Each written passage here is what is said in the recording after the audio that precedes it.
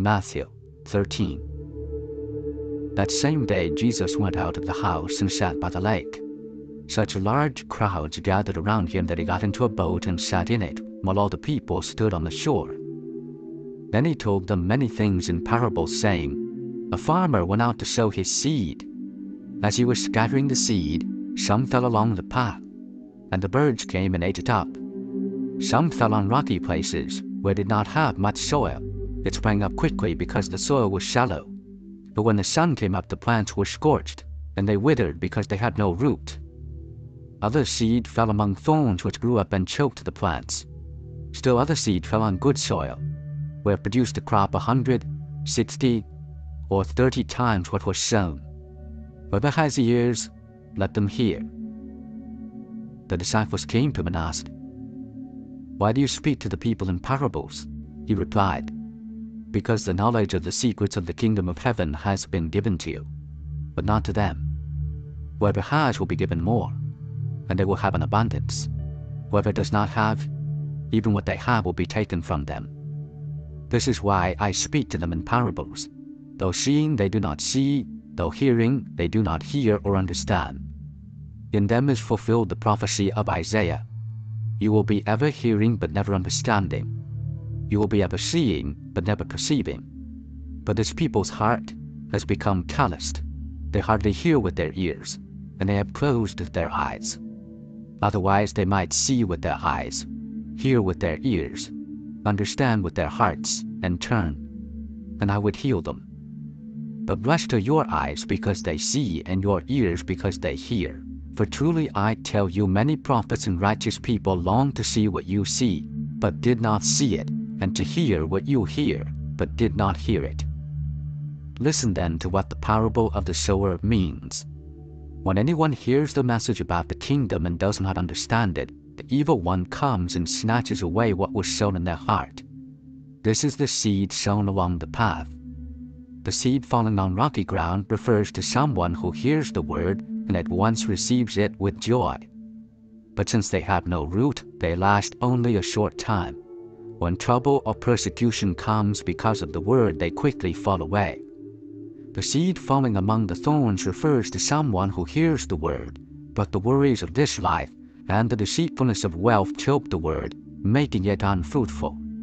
But the seed falling on good soil refers to someone who hears the word and understands it. This is the one who produces a crop yielding 100, 60, or 30 times what was sown. Jesus told them another parable. The kingdom of heaven is like a man who sowed good seed in his field. But while everyone was sleeping, his enemy came and sowed weeds among the wheat and went away. When the weeds sprouted and formed heads, then the weeds also appeared. The owner's servants came to him and said, Sir, didn't you sow good seed in your field? Where then did the weeds come from? An enemy did this, he replied. The servants asked him, Do you want us to go and pull them up? No, he answered, because while you are pulling the weeds, you may uproot the wheat with them. Let both grow together until the harvest. At that time, I will tell the harvesters, First collect the weeds and tie them in bundles to be burned. Then gather the wheat and bring it into my barn. He told them another parable. The kingdom of heaven is like a mustard seed, which a man took and planted in his field. Though it is the smallest of all seeds, yet when it grows, it is the largest of garden plants and becomes a tree, so that the birds come and perch in its branches. He told them still another parable.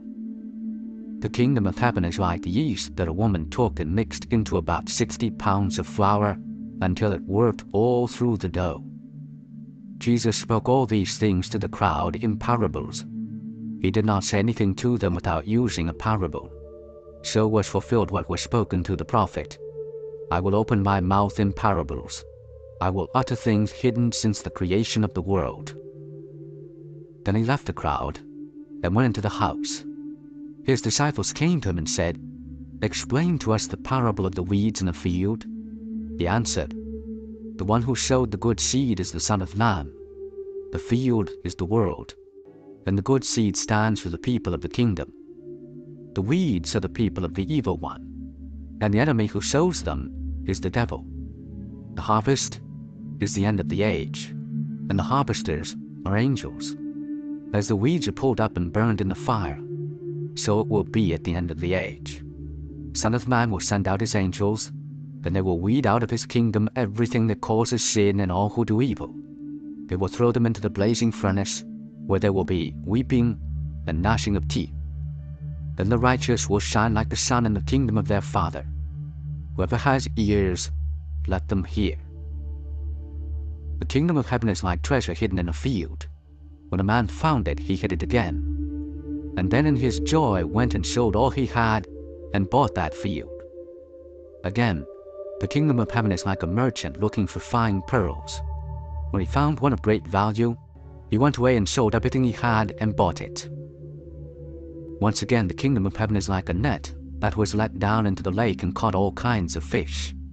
When it was full, the fishermen pulled it up on the shore. Then they sat down and collected the good fish in baskets, but threw the bad away.